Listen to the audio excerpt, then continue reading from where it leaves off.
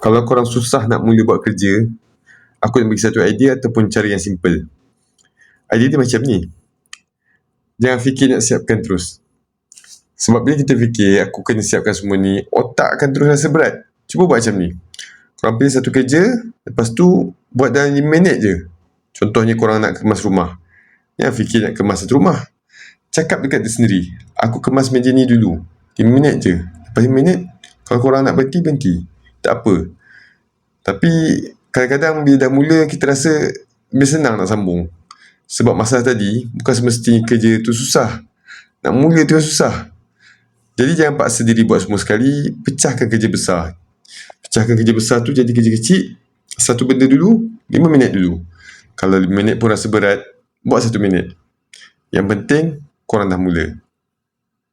Sebab untuk setengah orang yang ada ADHD, mula tu sendiri dah satu kemenangan. Betul tak, kawan-kawan?